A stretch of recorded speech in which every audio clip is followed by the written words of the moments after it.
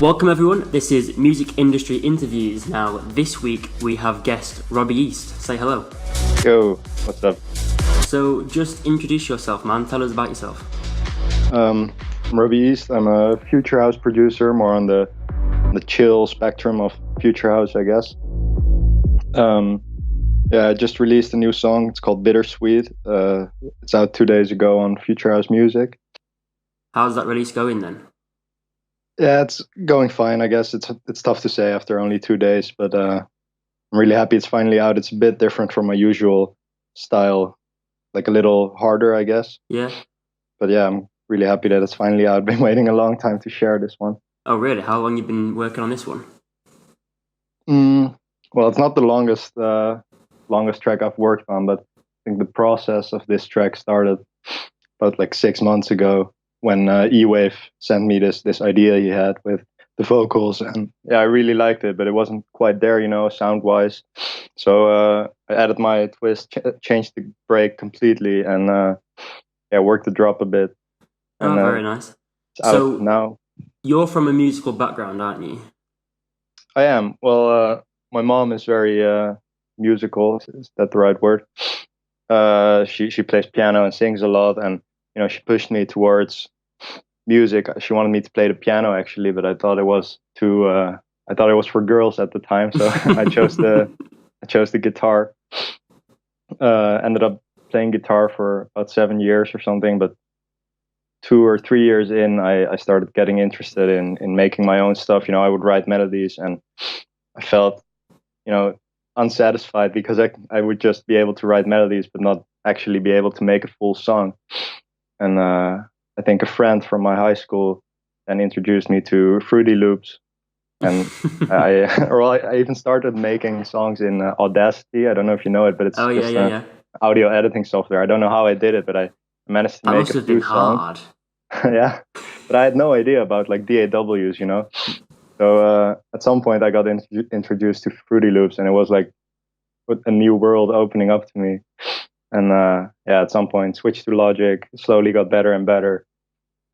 Made a lot of different genres, but I think from 2015 on, I made my first Future House track, got released on Future House Music, but at the time it wasn't Future House Music yet. And now we're here, still releasing at Future House Music. So your first release went on Future House Music? It's not actually my first release. It's something I'm quite bummed about, but I started releasing music under Robby East as well, like way too soon, like almost immediately when I made kind of songs, but they're terrible, and they're all still on my Spotify. Me and Jack have made the exact same mistake. So we started doing Nuki properly like in January. Made these 2 tracks and we're like, these are good, let's send them out, and they just weren't. So now they're just sat there like tainting our Spotify page. So I've actually been working on getting a few of them released, or getting a few of them removed actually, and I think they're almost all removed except for one. How do you remove a track? Yeah, you have to contact the label, which is quite a hassle because the label a lot of the times wasn't in business anymore. So I still, kind of knew the people, and I asked them for a big favor, like, yo, can you please go back in your label dashboard and change that? And most did, some did not, unfortunately. Might have to give that a go. there's still one, I think. Okay. So when you first started making music, who was your inspiration, and then who is your inspiration now? That's such a tough question. I've had this question more often, but and people always have their answer ready immediately. But to be 100% honest, I didn't have like a DJ that inspired me. I just wanted to make music, right? And I saw some people starting in my high school doing the same, and I guess you could say they kind of inspired me to do it as well. But it's not one big DJ like Chesto that I saw at a performance and then I thought I have to do that. It's more slow process where I saw people were able to make their own songs, and I thought that is so cool. I want to do the same instead of just writing melodies on my guitar. Yeah. But now obviously I do have some inspirations. I really like Thunderlink. I really like Oliver Heldens as well. Good choices. Very good choices. Thanks. So do you still study at the Conservatory of Haarlem? Yes, I do. I'm in my last year. I should have been finished now, but yeah, I had some stuff I couldn't finish on time, so I'm taking one extra year. So I hopefully will be able to finish next year. So how have you found studying there? Has it really helped with your productions and? It has helped a lot, but like obviously the teachers are really great, and I've learned a lot from them. And there are great facilities, awesome studios, awesome gear as well.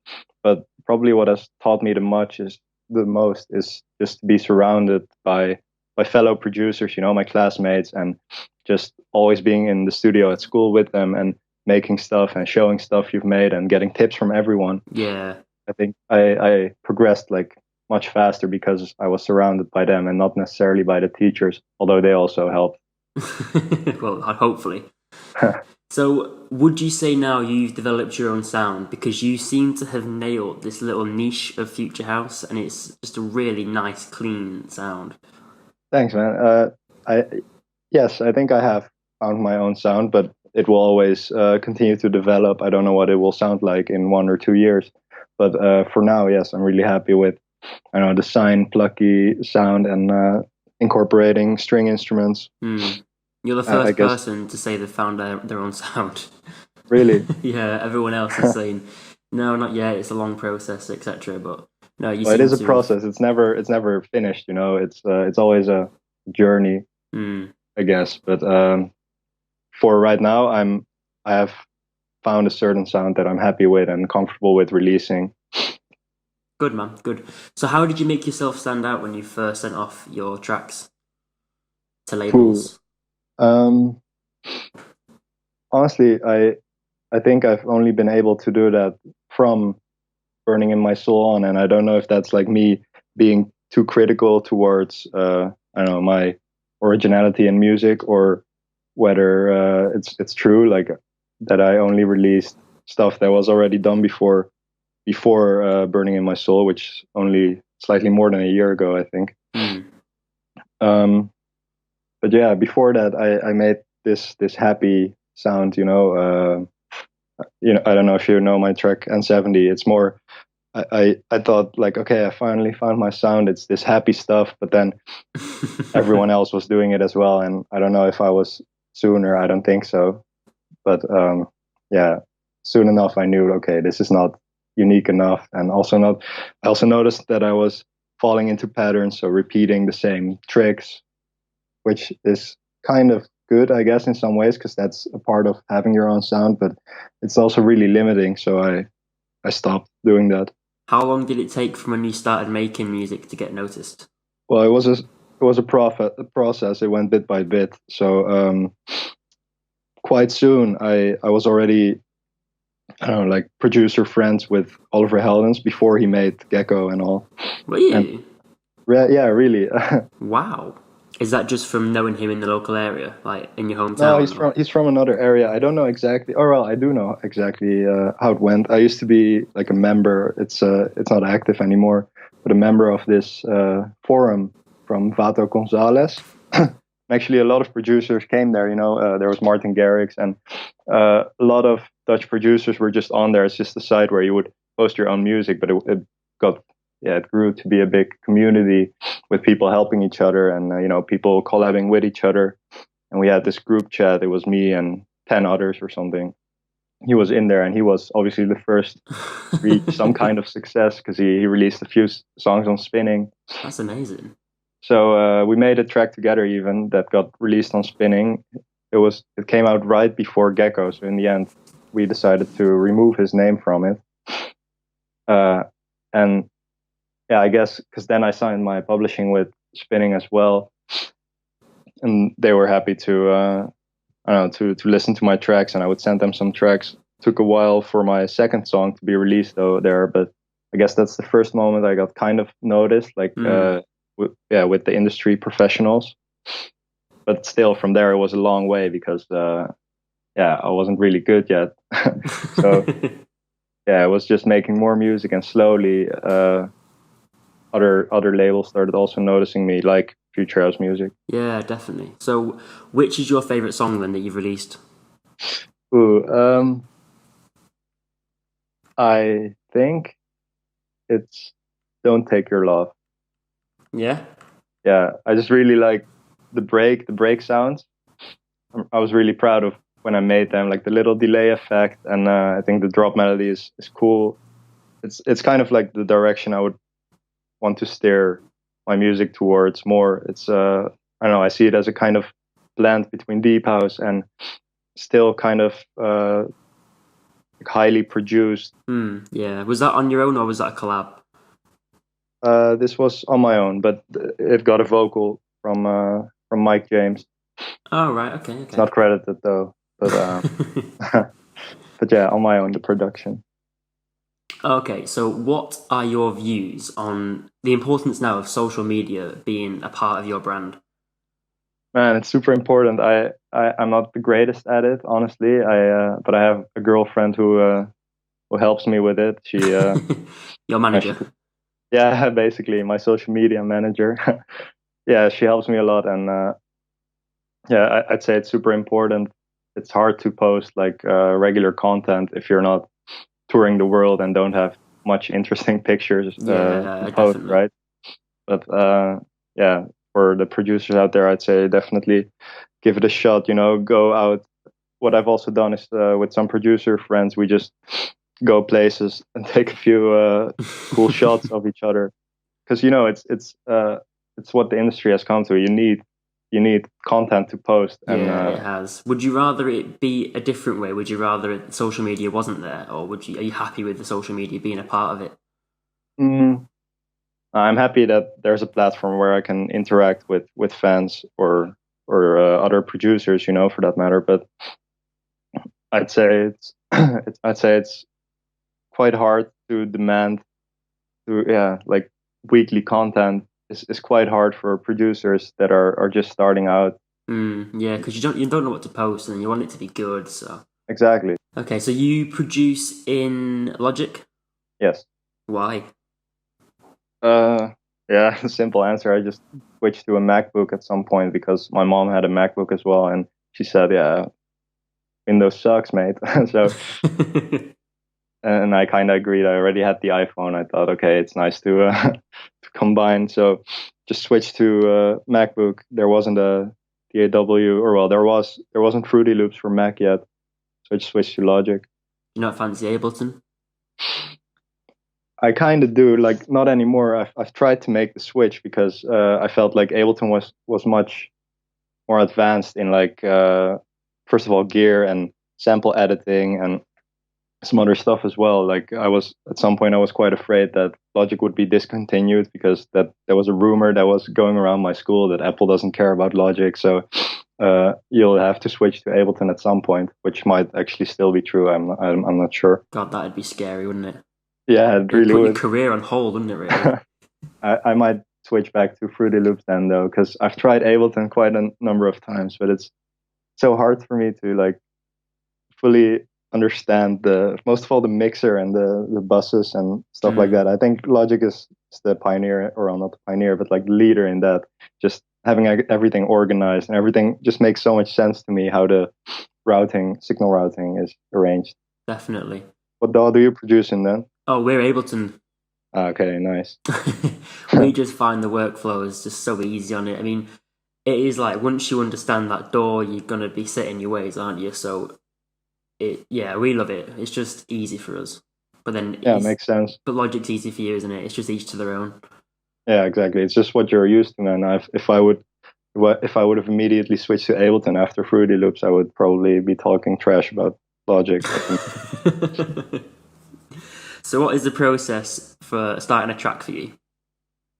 It starts almost always with the melody and some sound. So I'll have some idea in my head of like I want kind of a slow melody that goes like boom boom boom, and then I know what kind of sound I need, and then I just start jamming on with the sound on a keyboard and just a kick playing or something. Are you good at And sound design? mm, not necessarily very good, I think, but I do think I'm good at like finding the sound I need in whatever way. So sometimes it will be using a sample and editing it in such a way that it sounds like the sound I had in my head, Yeah. or a preset, or layering a few presets. But I don't exclusively use presets. Of course, I do know in some way how to sound design, I but I think can't that's it. make the It's really sick helpful. sounds. I think not yet, at least. Which is your favorite synth? Definitely Serum. Yeah. Yeah, actually, I was quite late to the party, so still using Massive and Silent, and some producer friends were like, "Man, you're not using Serum yet." I thought, like, why, why bother if you can make anything in Massive or Silent? But yeah, Once you it opened tried it. quite a new world to me. Sorry, what? Once you tried it, you just knew it was good. Yeah, exactly, and just the way everything looked, it was so intuitive, and seeing the wavetables and seeing the little filter knob move, it helped me a lot with no, but seriously, it helped me a lot with learning synthesis, even because I immediately saw what the button was doing, and that helped me more than synthesizing in Massive. Have you looked at Massive X yet? Ooh, I have not. I've heard about it though, but I'm way too out of the loop on this stuff. Yeah, I think it's a bit intimidating to say the least. Is it? That's what I've heard. That's what I've heard. But Okay, I'll check it out. I'm quite curious. what about processing plugins? Which ones are your favorite to use for that? The Soundtoys bundle is definitely my favorite bundle. It has like, it's just pure quality, everything really sick delays, really sick distortions, good EQ as well. Fab filter is a must-have, of course, to Of be course. I don't know, like, clinical with it.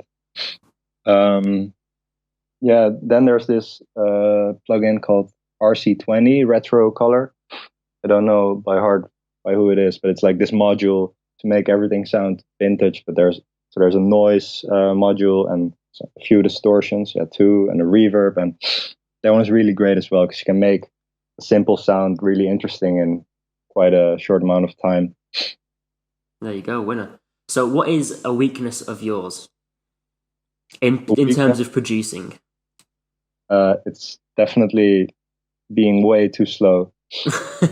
Is that a bad thing though? Like you could, it's gonna improve the quality. You're not rushing it, then are you?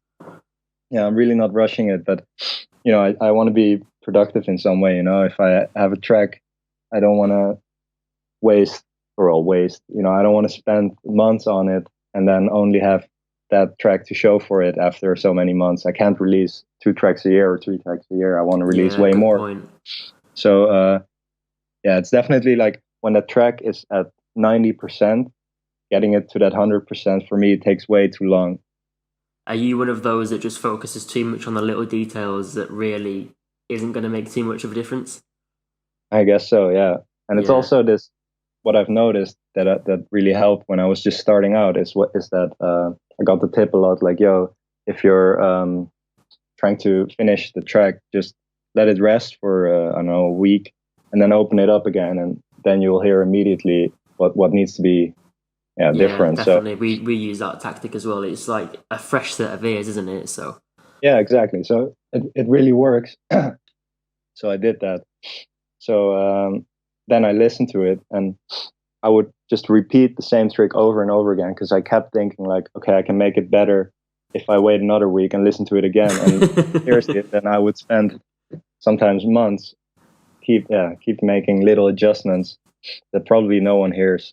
yeah, exactly. You need to get to a point where you're like, nope, this is sick now. I'm going to release it. Yeah, exactly.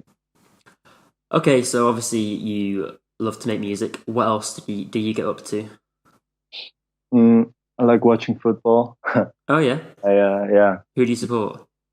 Ajax, obviously. Yeah, But for Premier League teams, I guess Tottenham, even though they beat Ajax in the Champions League finals, but still like them kind of. And yeah, I know, just the standard stuff, going out with friends, having a beer, or uh, yeah, that's basically it. Playing some FIFA once in a while. So what does a typical week look like for you? I work part time at Future House Music to check demos. Oh right, so you're part of the A&R. Yeah, Oh man, that's sick. so I go there twice a week, and for the rest, I produce a lot. I spend time with friends, and also spend time with my girlfriend every once in a while. Every once in a while. She should be first on the list, mate. Let's hope she doesn't listen. Yeah, that's basically it. I like meeting my friends, so I would meet them quite often, and yeah, produce as much as I can. Yeah, fair enough. Okay, so how many demos does Future House Music get a week? It fluctuates a bit, but it's a lot. In just the demo box, I think on average about 20 a day or something, but it could go from 10 to 40. I don't know. Wow, and you have to listen through all of them. Yeah, I do. Yeah, I think it's nice that what they're trying to do. They really want to, listen to all the demos in the open demo box. That's for everyone, but also we reply to all of them as well with some feedback. Yeah. So that's quite a quite a task, but I can imagine. I like doing it. At least you're giving back to the community, though, aren't you? Exactly. The next Martin Garrix might be in that inbox. Definitely, I've heard quite a number of very good songs that are actually coming out in a month or two. So when you submit to Future House Music, how long do you have to wait for your track to be released, if you're allowed to say? Well, it depends on how tight the release schedule is. Sometimes there will be a hole in the schedule, because FGM only releases once a week, so they have quite a a set schedule. But I know, I guess on average about 3 months. Wow. So it could be 6, could be 1. What's your release schedule like? Do you try and stick to X amount a month, or X amount every few months? Yeah, I was when this year started, I was really aiming for once a month, but then I noticed it was quite ambitious, so I moved to aim at once a month, but once every 2 months at least. So that's what I'm doing. So I had a lot of releases planned, and I was doing quite well on that, like releasing frequently. But for now, I only have track planned but not scheduled yet for a day. Yeah. So I'll have to plan in a few more. And how many have you released this year so far then? Oh shit, I'm gonna have to count that. Come on, this is basic information. Well, it started with Live Another Day this year. Yeah. And then I Want Your Soul, Not Today, Crossfire, Bittersweet, 5. And we're in the 7th month.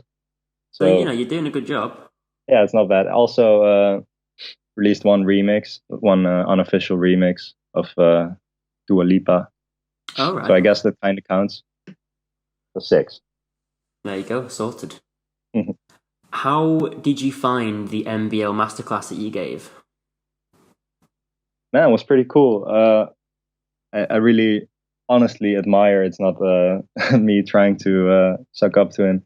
I honestly admire what he does to him, because I think it's quite important to, like you said, kind of give back to the producer community. I was in that place for a long time.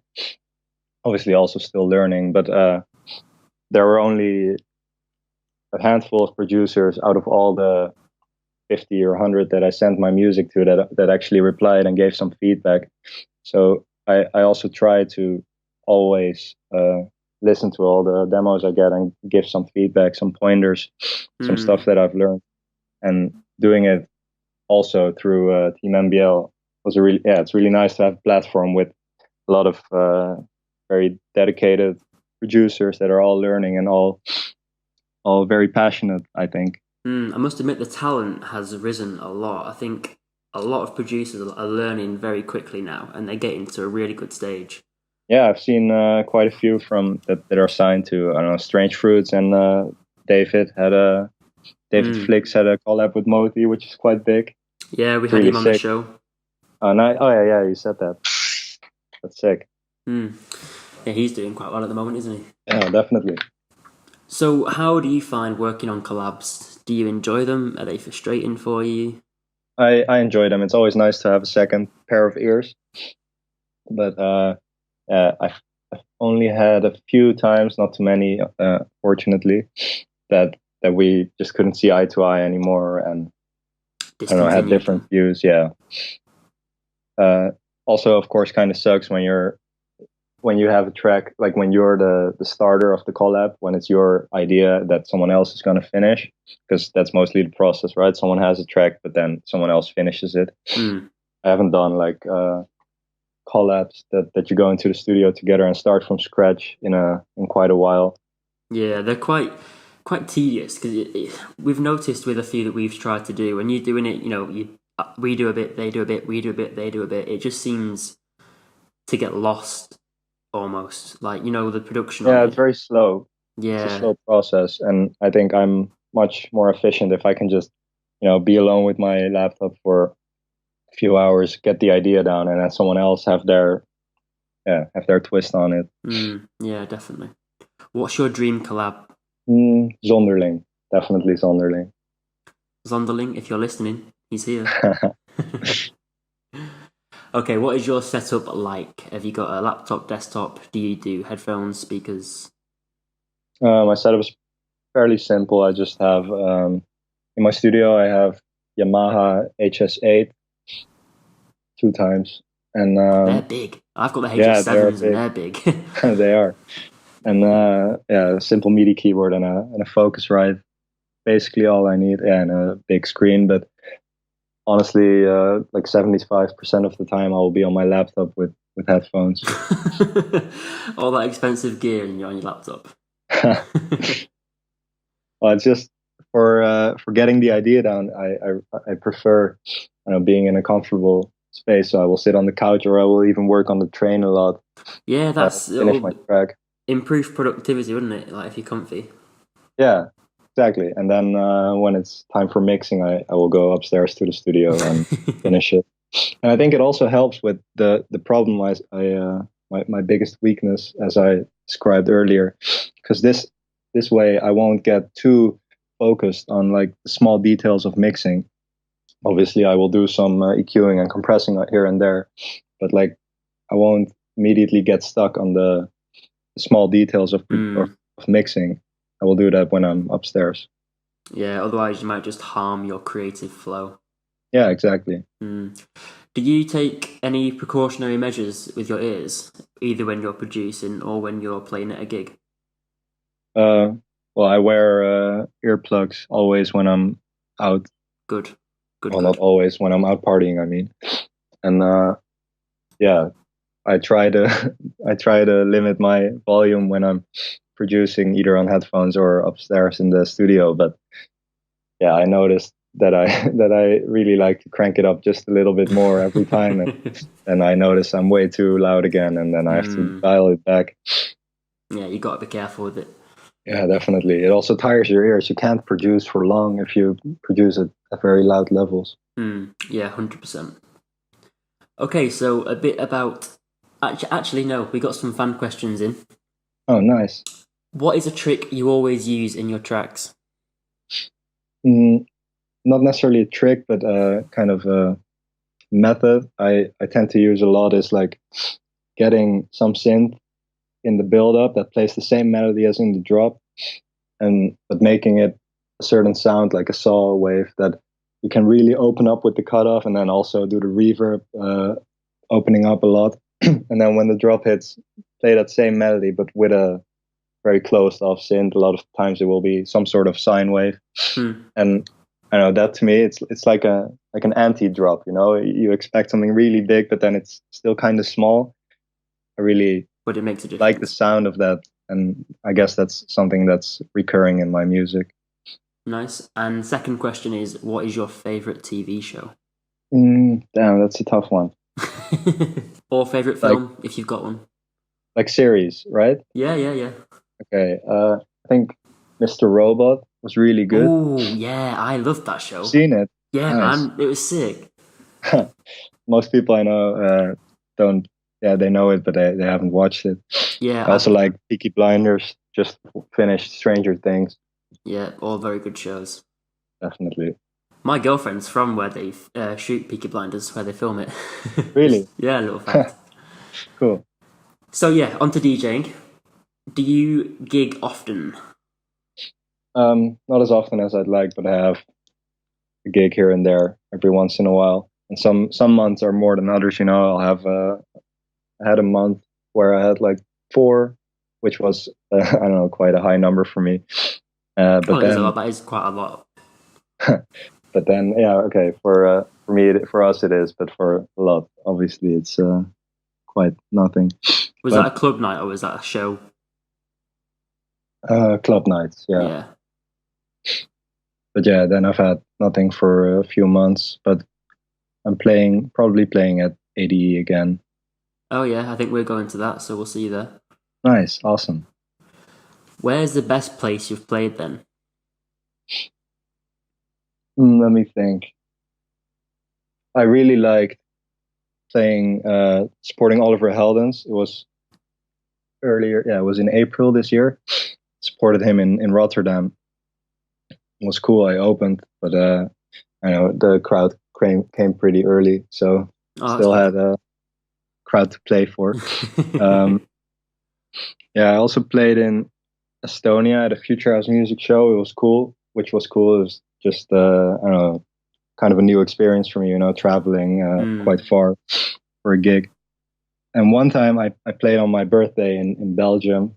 So like I played on May 5th, and after 12 I turned 20, I think, or 21. Yeah, 21. And I know Debris, he had a cake for me, and the MC let the crowd sing "Happy Birthday" for me. It was also yeah, it was a nice memory. Yeah, definitely. How was the show with Brooks and Lucas? Oh yeah, that was super cool. It was actually there was an empty slot at the end, and no one wanted to close because it was a party till 6, I think. And I had already played earlier, but the guys from FHM asked me like, "Yo, do you want to play?" I was like, "Yeah." I would have to play like very rough stuff, right? Because it was after Moxie and Mala, and Wow. I like bass house, but it's not really my expertise. But I said sure, but maybe if I can I ask like Lucas to join me? He said, yeah, sure, that's fun. So I texted Lucas. He said, yeah, okay, let's do it. So we started playing some bass house stuff, and Brooks was also in the audience. We had been hanging out, but suddenly he came and just standing next to us, and he asked like, "Yeah, do you mind if I also play a few songs?" And we're like, "Yeah, of course, man." That's And funny. yeah, it was really cool. It was just a lot of fun, playing with friends, not playing necessarily for For yeah, work. yeah, exactly. Yeah. Did you get into DJing because you started making music or could you already DJ? It was kind of a mix. I mostly started making music before I DJed, of course, but yeah, it was quite soon after that I got like a very basic Numark DJ set without like wheels. So you had a button to speed up the song, and that was basically, yeah. You had a play button, a cue button, and two buttons to pitch. That's it. But yeah, You got to start somewhere. yeah, exactly. How did you come up with the name Robby East? uh, I knew I wanted Robbie something because I don't know, I wanted kind of like Martin Garrix. He just changed his name to Martin Garrix. He went to the same primary school as me, and I thought Wow. like, okay, just Robbie, and then something would be good. So I started just writing down stuff in my notebook during classes, and I thought Robbie East had a nice ring to it, and also like there's the connection to my background because I'm half Korean, Oh yeah, okay. so I thought it made sense. That's a nice little connection then, yeah, definitely. So where are you in your career right now? Hmm. What an open question. Tough I question. think I'm at a point where I found a sound that I'm happy with, and it's only been since this year that I started releasing so frequently. Because before that, it was one or two tracks or three tracks sometimes a year. But now we're already at 6, and I hope that it will pay off in a way that I can, I don't know, focus more on music and hopefully work less. And then where do you want to end up? What's the end game for you? Yeah, I know everyone always says you have to aim high. So that, yeah, I don't know. I don't necessarily want to be a DJ Mag Top 100 DJ touring everywhere, but I would be very happy if I could do at least one tour and also live from just my music to be able to fully focus on it. That would be my, well, it's not my end goal, because if I reach it, I will obviously continue to work for more. But for now, that's like my goal. Yeah, definitely. And what's the biggest highlight for you so far? Yeah, I guess really it's a boring answer, but how well Burning in My Soul did is quite the highlight for me. Yeah, what is it? 3 million streams. Yeah, Exactly. That's amazing. 3.4 right now. Yeah, that's unreal. Huh. So you should be happy with that one, definitely. Yeah, definitely. What advice do you have for new people that want to get into this industry then? Because it's not easy. So It's definitely not easy. It's yeah, it's, you will just have to be okay with spending basically all your time on it, and not just okay with it. You have to really want to spend all your time on it. And yeah, as cliche as it sounds, if you really want to get into it and make it, I think you will really have to make sacrifices as well. Like you will see less of your friends, less of your girlfriend. there's also the fact that other people around you are going to be getting jobs and earning money, but obviously it's a much longer process to start earning from this kind of career as well. So True, but there are ways you can do productions for other people. You can do also some, how do you say, like assignments. You can try, if that's what you're into, you can try to make music for commercials. A friend of mine a classmate of mine, he just did the music for an Adidas commercial, which is pretty sick, because now he's more like that's more the direction he wants to go in, because he noticed that that's what he likes a lot. Oh, right, okay, that's good. Okay, well, thank you for coming on, Robby. You've been a great guest. Man, it was fun. Just let everyone know where they can find you. I think all my URLs or ads are just Robby East, all low letters, no dash or anything. So Instagram, SoundCloud, etc. Oh, and check out my new single, Bittersweet, please. Get it in there. Don't worry, we'll leave a link for all of Robby's socials in the description anyway. So awesome, thanks. Thanks for listening, guys. We hope you enjoyed this week, and we will be back next week with another guest.